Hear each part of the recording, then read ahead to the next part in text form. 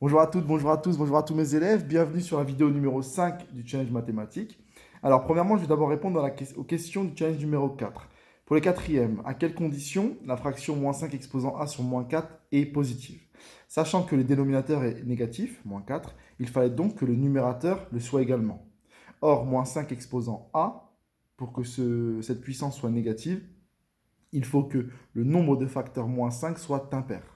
D'accord? De cette manière-là, on tombera sur un nombre négatif au résultat, et ainsi, le quotient d'un nombre négatif par un nombre négatif sera positif. Il fallait donc que A soit impair. Bien. Et pour les sixièmes, la réponse à la question, si on prend deux nombres distincts, entiers, divisibles par un même troisième nombre, est-ce que un des deux nombres divise forcément l'autre? Alors, il y a des exemples où ça fonctionne, certes, mais forcément, c'est-à-dire tout le temps, la réponse est non. Si je prends par exemple 6 et 4, tous les deux sont bien divisibles par 2, d'accord? En revanche, 4 ne divise pas 6. Si on réalisait la division 6 divisé par 4, on tomberait sur un nombre décimal. Donc, 6 n'est pas divisible par 4. La réponse était non. Bien, voilà maintenant les questions pour le challenge numéro 5. Alors, pour les quatrièmes, un petit récap avant de vous poser la question. Dans le thème des puissances, si je prends 10 exposant 2, c'est 10 fois 10, ce qui fait 100.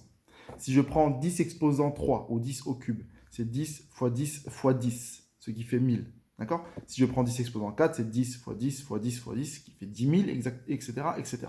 À la calculatrice, on trouve très rapidement. Ce qui veut dire que n'importe quel nombre avec un 1 et des 0 derrière, n'importe quel nombre entier, peut s'écrire sous la forme d'une puissance de 10. D'accord? Si je prends 1 million, d'accord, ça peut s'écrire sous la forme d'une puissance de 10. À vous de tester la calculatrice. 10 fois 10 fois 10, combien de fois jusqu'à trouver 1 million. D'accord? Bien. La question est la suivante. Si je prends la fameuse phrase du capitaine Haddock, très connue, dans laquelle il dit 1000 millions de 1000 sabords.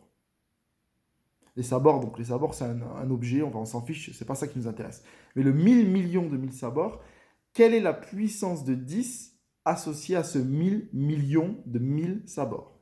Alors pour répondre à cette question, petit indice, je vous conseille d'écrire ce 1000 millions de 1000 sabords sur une feuille, d'accord? De réécrire ce nombre entier qui va être assez conséquent, assez grand, et à vous d'imaginer quelle puissance de 10, quel produit avec que des 10 il y a derrière pour retrouver ce nombre-là. D'accord? Donc je veux une réponse sous la forme 10 exposant quelque chose, sabord. Alors sabord, si vous ne connaissez pas l'orthographe, vous pouvez directement aller voir sur Internet. Mais ce qui m'intéresse, c'est le 10 exposant quelque chose. Voilà. Et pour les sixièmes, la question est la suivante.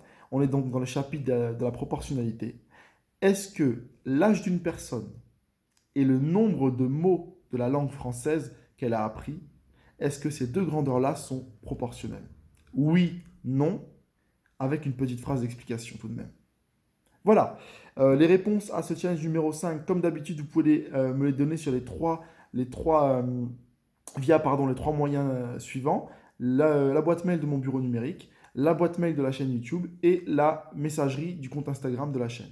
Voilà, je vous souhaite une bonne continuation, bon courage dans votre travail les jeunes, et puis je vous dis à très bientôt dans une nouvelle vidéo.